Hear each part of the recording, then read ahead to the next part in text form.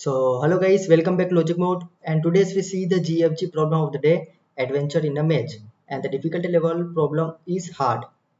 मैंने पहले भी कहा था और अभी बोल रहा हूँ कि कोई भी प्रॉब्लम अगर हार्ड होता है तो इसका मतलब ये नहीं होता है कि वो हमसे सोल्व नहीं होगा। हो सकता है कोई प्रॉब्लम जब कोई हार्ड होता है क्यों होता है, कारण ये है कि या तो उसके अंदर कुछ मल्टीपल टेक्निक्स या अप्रोचेस लग रही है, ठीक है, या फिर हो सकता है उसके अंदर कुछ मल्टीपल टास्क हमें कंप्लीट करने हैं, जो कि आज हम इस क्वेश्चन के अंदर देखने वाले हैं। ठीक है, तो अगर हम क्वेश्चन देखें तो क्वेश्चन क्या है, given a maze represented as an into grid grid using zero based indexing, each cell contains one of the values 1 2 3 which determine the directions you are allowed to move from the cell। मतलब हमारे पास एक मेज जो कि grid represent है n into N size का, जो कि जीरो बेस्ड इंडेक्सिंग है और हर एक सेल्स के अंदर 3 वैल्यूज प्रेजेंट होगी। कौन कौन सी? 1 2 एंड 3। 1 रिप्रेजेंट क्या रिप्रेजेंट करता है? डायरेक्शंस। 1 2 3 ये जो तीनों वैल्यूज है वो डायरेक्शंस को रिप्रेजेंट कर रहा है। जो 1 है वो रिप्रेजेंट कर रहा है राइट डायरेक्शन को। 2 रिप्रेजेंट डाउन डायरेक्शन, जो कि 3 क्या है? रिप्रेजेंट कर रहा है राइट और डाउन, जो कि हम इन दोनों में से किसी भी डायरेक्शन को चूज कर सकते हैं। ठीक है, देन उसके बाद अगर हम देखें, you start at the top cell 0,0। हमें क्या करना है? टॉप लेफ्ट सेल से स्टार्ट करना है, वो हमारा एंट्री पॉइंट है। And must reach bottom right n-1 m-1। और हमें कहाँ तक रीच करना है? n-1 m-1 यानी कि राइट बॉटम सेल तक, जो कि हमारा एग्जिट पॉइंट है। Following the movement rules of each you pass thought you are never allowed to move outside the boundaries of given grid. हमें जो डायरेक्शंस दे रखी है उन डायरेक्शंस के रूल्स को फॉलो करते हुए हमें स्टार्ट पॉइंट से एंड पॉइंट तक जाना है, और हमें यह भी ध्यान में रखना है कि हम उस ग्रिड के बाहर ना चले जाए, आउट ऑफ बाउंड ना हो जाए। ठीक है, आउटसाइड ना चले जाए। देन उसके बाद अगर हम देखें, the adventure of a path is the sum of the values of cell visited along that path including both the entry and exit cell. हमें क्या करना है? जिस पाथ पर जा रहे हैं उस पाथ का सम भी निकालना है। ठीक है, find the total number of distant valid paths from entry to exit among all such paths, the maximum possible adventure. Return the answer as total paths and maximum adventure. Note, return total paths module 10 to the power 9 plus 7 and max adventure is needs no module as it stays same regardless of size। मतलब हमें जो question के अंदर क्या बोला है कि हमें 2 चीजें रिटर्न करनी है। क्या क्या? सबसे पहले कितने वैलिड पॉसिबल पाथ्स उनका काउंट। दूसरा है कि हमें ऐसा पाथ ढूंढना है जिसका मैक्सिमम सम हो, उनकी जो सेल्स है, उन कोई भी पाथ है उसके जो सारी सेल्स है, अगर उन सेल्स का हम उन वैल्यूज का हम अगर सम ले तो जो कि क्या होना चाहिए? मैक्सिमम होना चाहिए। तो लेकिन जब हम टोटल पाथ्स निकालेंगे तो उसमें मॉड्यूलो करके, मॉड्यूलो ऑपरेटर का यूज करके हमें रिटर्न करना पड़ेगा, जो कि बहुत ही मैक्सिमम वैल्यू हो सकती है। हमें मैक्सिमम एडवेंचर मतलब जो मैक्सिमम वैल्यू निकालेंगे उसके अंदर इतनी नीड नहीं है, और मॉड्यूलस ऑपरेटर यूज नहीं कर सकते। मॉड्यूलस ऑपरेटर यूज ना भी करे तो भी चलेगा। ठीक है, तो यहाँ पर मैं आपको सेकंड वाला एग्जांपल समझा, तो थोड़ा बड़ा भी है और यहाँ से सारी चीजें क्लियर भी हो जाएगी। तो अगर हम सेकंड एग्जांपल देखें तो सेकंड एग्जांपल क्या है? ठीक है, मैंने एग्जांपल सेकंड लिया है। अब इस पर हम कैसे क्या करेंगे वो देखते हैं। हमारा जो स्टार्टिंग सेल है वो क्या है? वो ये वाली स्टार्टिंग सेल है, जो कि हमें 0,0 से स्टार्ट करना है। देन हमें कहाँ तक जाना है? n-1 टू n-1, मतलब हमें इस वाली सेल तक पहुंचना है। ठीक है, तो यहाँ पर 1 का मतलब क्या है कि हम राइट की तरफ मूव करें। 2 का मतलब क्या है? डाउन की तरफ जाना है हमें।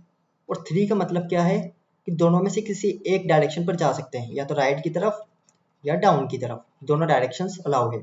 ठीक है, अब यहाँ पर 1 डायरेक्शन है, मतलब 1 है, मतलब हमें क्या? राइट की तरफ जाना है, तो हम राइट की तरफ जाएंगे।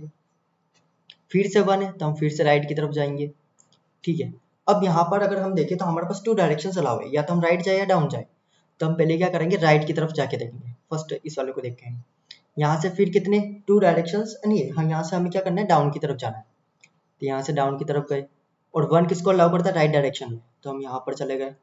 देन 2 किसको अलाउ करता है? डाउन डायरेक्शन को। देन 3 के बाद 3 के यहाँ से 2 डायरेक्शंस अलाउ है, तो हम फर्स्ट राइट की तरफ लेंगे। अगर जब राइट की तरफ लेते हैं तो आउट ऑफ बाउंड हो जाते हैं, तो हम क्या करेंगे? डाउन वाला डायरेक्शन लेंगे।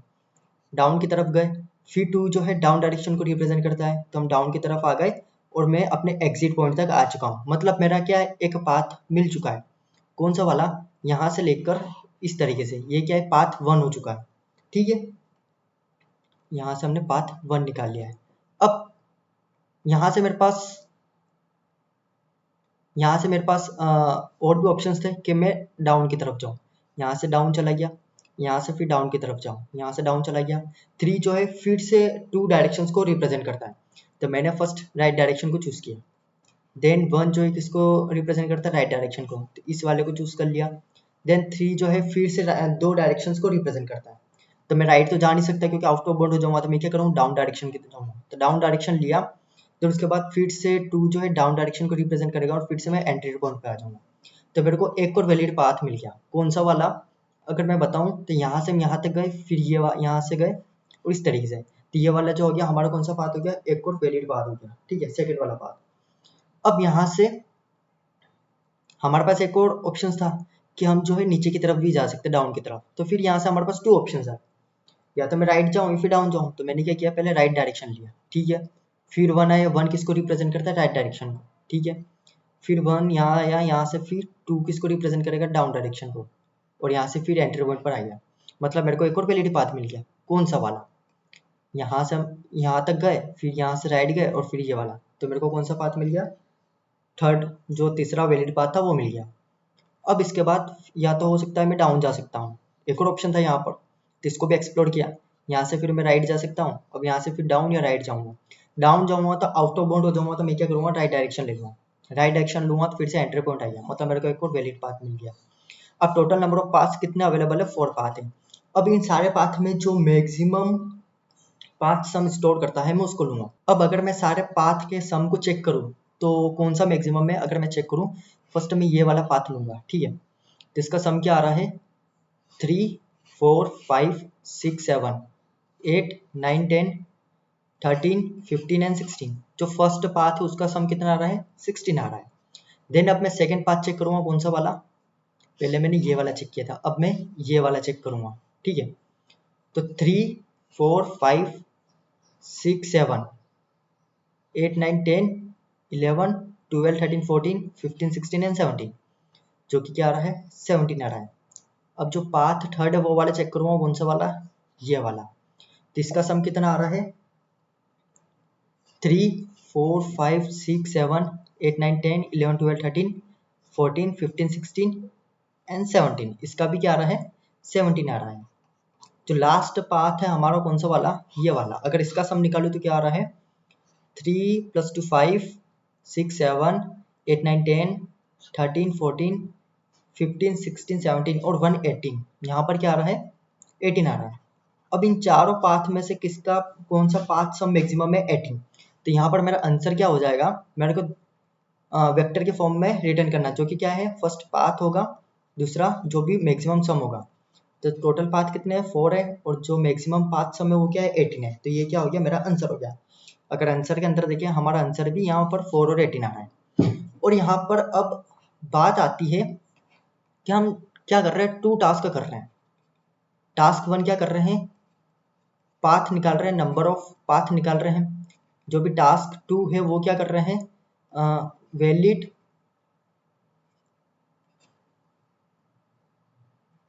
मैक्सिमम पाथ सम निकाल रहे हैं। ठीक है, दोनों टास्क कर रहे हैं। तो हम क्या करेंगे, यहाँ पर जो सिंपल ब्रूट फोर्स अप्रोच आ रहा है, अगर मैं अप्रोच की बात करूँ, जो कि ब्रूट फोर्स अप्रोच अगर देखें, तो मैं क्या करूँगा, रिकर्जन यूज करूँगा, सारे पाथ को एक्सप्लोर करूँगा। ठीक है, और उसके अंदर क्या करूँगा, पाथ भी निकालूंगा, साथ के साथ मैं क्या करूँगा, जो टास्क 2 है वो क्या है, मैक्स सम भी निकाल लूँगा। ठीक है, बट इस केस में मेरा जो है टाइम लिमिट एग्जिट देगा। क्यों, अगर यहाँ पर देखिए जो मेरी n की वैल्यू है कांस्टेंट, वो लेस देन इक्वल टू 100 तक जा सकती है। और जो अगर मैं ये दोनों एक साथ निकालने की कोशिश करूँगा, ठीक है, तो यहाँ पर जो टाइम कॉम्प्लेक्सिटी होगी वो क्या होगी, 2 raised to the power 2 to the power n, इस टाइप से, मतलब 2 इंटू इस तरीके से, जो कि बहुत ही टाइट कंस्टेंट है। यहाँ पर हम दोनों एक साथ कैसे निकालेंगे, रिकर्जन के अंदर देखें, तो हम क्या करेंगे कि हमारा अगर देखूं तो मैं क्या करूँगा, हमारी जो सोल्व स्टेट होगी वो क्या होगी, 0,0, यानी कि आई हो जाएगा, ये जे हो जाएगा। स्टार्टिंग यहीं से करेंगे। ठीक है, देन उसके बाद जो भी मेरा ग्रिड हो गया वो, ठीक है, एक टेम्प वेरिएबल ले लूँगा जो कि क्या है, सम स्टोर करेगा पाथ का, और यहाँ से मैं आंसर ले लूँगा जिसको अपडेट कर लूँगा मैक्सिमम सम। तो मेरा बेस केस क्या हो जाएगा यहाँ पर, कि जब भी मेरा आई है ना, वो क्या हो, लास्ट n-1 पर हो और जे भी लास्ट इंडेक्स पर, मतलब दोनों क्या है, लास्ट वाले सेल को क्या कर रहे हैं, रिप्रेजेंट कर रहे हैं। तो उस केस में मैं क्या करूँगा, जो भी मेरा टेम्प है उसके अंदर क्या कर लूँगा, जो भी लास्ट सेल है उसकी वैल्यू को मैं ऐड कर लूँगा। अब यहाँ से क्या कर लूँगा, आंसर के अंदर जो भी मैक्सिमम वैल्यू है वो अपडेट कर लूँगा। तो मैक्सिमम पाथ सम तो ऐसे मिल जाएगा। और जब मैं लास्ट सेल पर आ चुका हूँ, रीच हो चुका हूँ, मतलब मेरा एक पाथ वैलिड पाथ मिल चुका है, तो यहाँ से रिटर्न 1 कर दूंगा। ठीक है, तो यहाँ से रिटर्न 1 हो जाएगा। एंड देन उसके बाद क्या करूँगा, मैं जो भी ग्रिड का सेल है देख लूँगा, अगर ग्रिड सेल जो है वो 1 है तो उस केस में मैं क्या करूँगा, राइट डायरेक्शन की तरफ जाऊँगा और यहाँ से फर्स्ट ऑप्शन क्या है, यहाँ से सम निकाल लूँगा। ठीक है, वैल्यू सेम उसी तरीके से जो मेरे ग्रिड की वैल्यू अगर 2 है, यहाँ से डाउन कॉल कर लूँगा।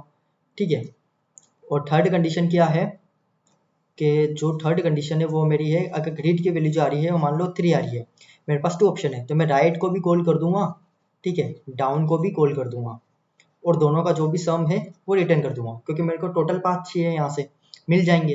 ठीक है, और लास्ट में जो भी होगा क्या होगा, लास्ट में रिटर्न करने की जरूरत नहीं, हम साथ के साथ रिटर्न कर देंगे डाउन राइट। ठीक है, और जो भी दोनों पाथ आएंगे उनका जो भी कितने वैलिड पाथ है वो सब यहाँ से निकाल लूंगा, और साथ ही साथ यहाँ से क्या कर लूंगा, मैक्सिमम जो भी मेरा पॉसिबल है वैलिड पाथ सम, जो भी मैक्सिमम सम है वो यहाँ से निकल जाएगा। बट मैं क्या कर रहा हूँ, दोनों टास्क एक ही सॉल्यूशन में करने की कोशिश कर रहा हूँ, जिससे क्या है मैं ऑप्टिमाइज नहीं कर पाऊंगा।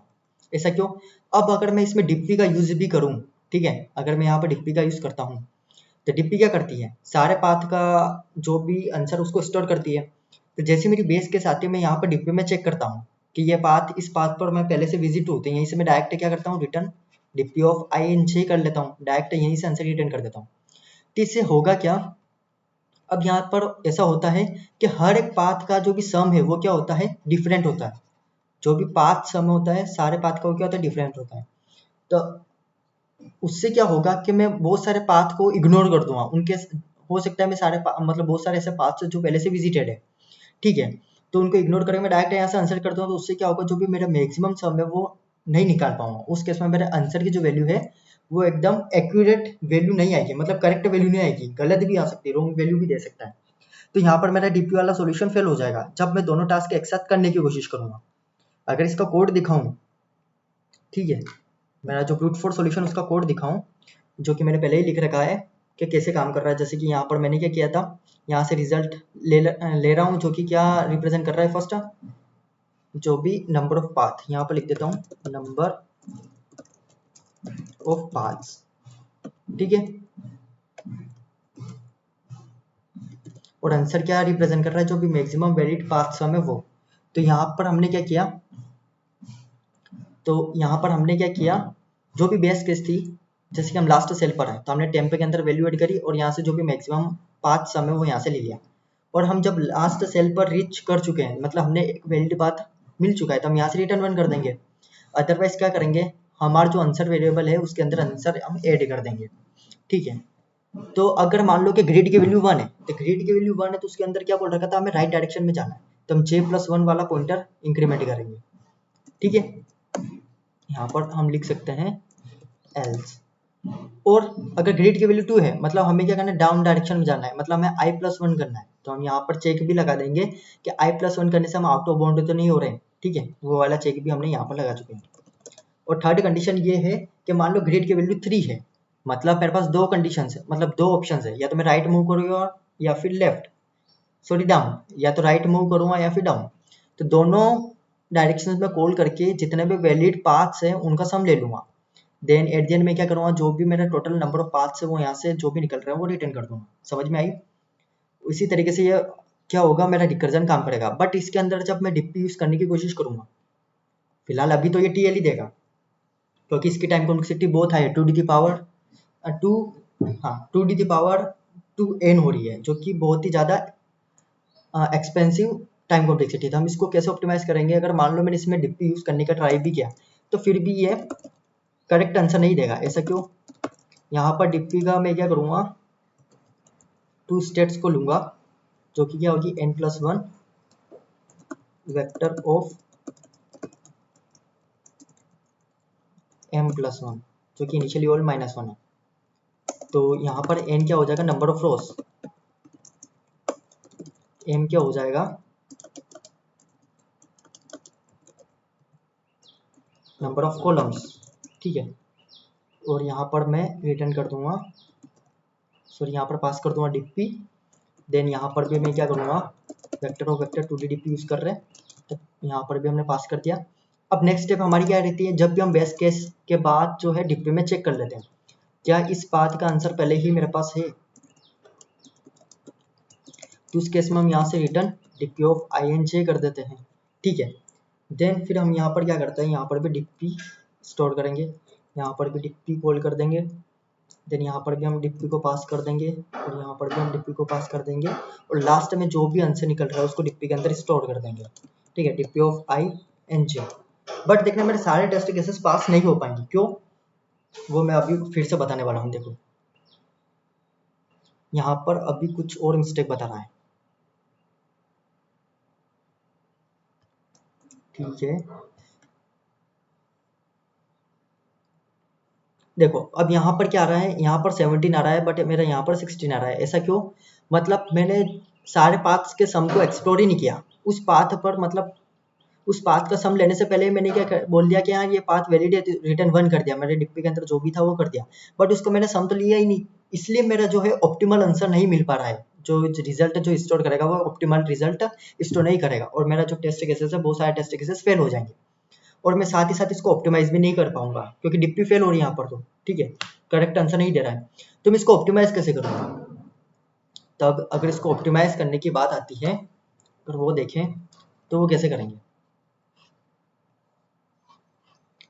हमारे क्वेश्चन के अंदर हमें कितने 2 टास्क दे रखे हैं, ठीक है, तो क्या हम ऐसा करें दोनों टास्क को सेपरेट परफॉर्म करें, हम क्या करेंगे टास्क 1 के लिए एक अलग सॉल्व फंक्शन बना देंगे, ठीक है, तो ये क्या रिटर्न करेगा, number of valid path, number of valid path, ठीक है, और टास्क 2 के लिए एक अलग फंक्शन बना देंगे, ठीक है, तो वो भी क्या हो जाएगा सोल्व फंक्शन 2 बोल देंगे, इसको सोल्व फंक्शन 1 बोल देंगे, जो कि क्या रिटर्न करेगा max sum of valid path, ये हमें रिटर्न कर देगा। तो दोनों अगर सेपरेट फंक्शन है तो हम दोनों के अंदर सेपरेट डिप्पी का यूज कर सकते हैं, ठीक है, और डिप्पी का यूज कर लिया तो उससे क्या हो गया हमारी टाइम कॉम्प्लेक्सिटी रिड्यूस हो जाएगी। तो अगर मैं यहाँ पर अगर टाइम की कॉम्प्लेक्सिटी देखूंगा तो यहाँ ज़्यादा ज़्यादा ऑफ एन स्क्वायर हो जाएगी और यहाँ पर भी space complexity of n square हो जाएगी। और ऑफ एन स्क्वायर कैसे होगी, क्योंकि हमने यहाँ पर क्या कर लिया डिप्पी का यूज कर लिया, तो हम क्या करेंगे एक्सपोनेंशियल टाइम कॉम्प्लेक्सिटी को रिड्यूस कर देंगे। और यहाँ पर space complexity of n square क्या हो रही है, जो भी हम डिप्पी यूज करेंगे वो क्या होगी 2D डिप्पी होगी, सिंपल सी बात, तो यहाँ पर भी ऑफ एन स्क्वायर होगी। और यहाँ पर अगर कंस्टेंट की बात करूँ, ठीक है, तो यहाँ पर भी इन्होंने जो एक्सपेक्टेड टाइम कॉम्प्लेक्सिटी बोला है वो भी क्या है ऑफ एन स्क्वायर और स्पेस जो है वो भी ऑफ एन स्क्वायर है।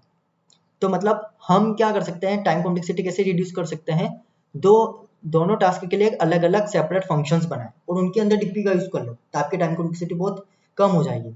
इसके लिए क्या हो जाएगी of n square time complexity plus इस सॉल्यूशन के लिए भी of n square time complexity, तो यहाँ पर क्या हो जाएगा overall time complexity of n square, ठीक है। तो अगर मैं कोडिंग में दिखाऊं आपको कि कोड क्या होने वाला है, यहाँ से हम क्या कर रहे हैं, यह हमारा हो जाएगा सोल्व फंक्शन 1, ठीक है। इस फंक्शन ये फंक्शन क्या रिटर्न करेगा, जो भी सोल्व फंक्शन 1 है वो क्या रिटर्न करेगा नंबर ऑफ वैलिड पाथ, ठीक है। तो यहाँ पर हमारा जो है इनका काम खत्म, हम मैक्सिमम सम तो अभी निकाल ही नहीं रहे, ये सब सिर्फ और सिर्फ हम number of valid path return कर रहे हैं। तो यहाँ पर भी क्या होगा इनको हटा देंगे, ठीक है, यहाँ से भी इनको रिमूव कर देंगे, सिर्फ और सिर्फ हम वैलिड पाथ ले रहे हैं, ठीक है, उनका काउंट ले रहे हैं, ना कि रिजल्ट निकालना है ना ही सम निकालना है मतलब। तो यहाँ से भी इनको रिमूव कर देंगे और एट दी एंड यहाँ पर जो है ये हमारे DP1, यहाँ पर DP1 पास कर दूंगा। देन उसके बाद क्या करेंगे यहाँ से इनको ग्रीड, ये नंबर ऑफ पाथ्स रिटर्न करेगा, ठीक है, तो ये हमारा हो गया सोल्व फंक्शन 1। अब मैं सोल्व फंक्शन 2 के अंदर क्या करूँगा, जो कि क्या रिटर्न करेगा max sum of valid path. ठीक है, ये हो जाएगा सोल्व फंक्शन 2, जो कि ये भी 0,0 से स्टार्ट होगा ग्रीड, और यहाँ पे मैं डिप्पी यूज कर लूंगा। ठीक है, तो जो सेकंड डिप्पी होगी वो भी यही होगी, बट डिफरेंट तरीके से काम करेगी। ये क्या स्टोर करेगी, मेरा मैक्सिमम सम स्टोर करेगी। ठीक है, तो यहाँ पर हम क्या कर लेंगे, इसको डिप्पी 2 यूज कर लेंगे।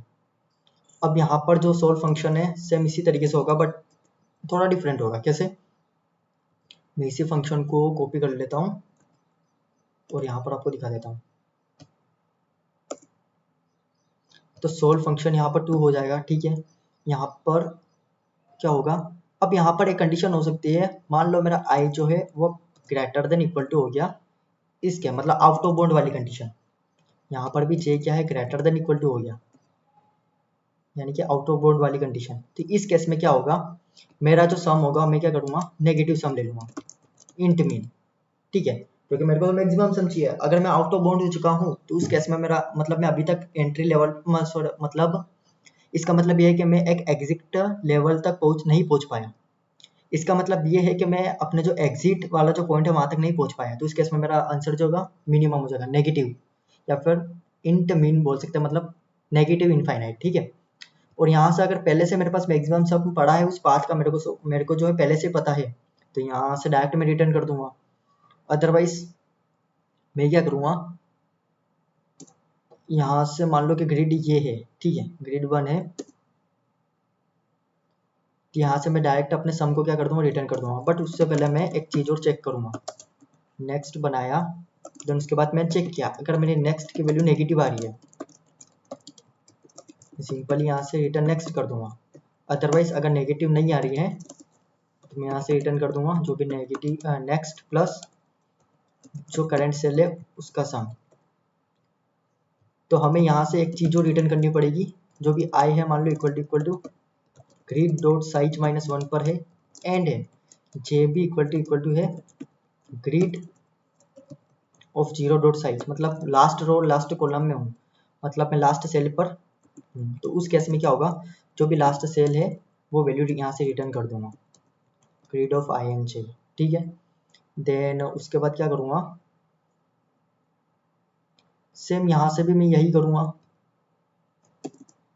यहाँ से भी मैं पहले नेक्स्ट वैल्यू के अंदर ले लूँगा। ठीक है, जो भी सम आ रहा है उसको पहले चेक कर लूँगा, वैल्यू आ रही जो भी उसको चेक कर लूँगा, क्या जो वैल्यू है वो नेगेटिव तो नहीं है, मतलब कहीं ना कहीं मैं आउट ऑफ बाउंड हो रहा हूँ, तो मैं डायरेक्ट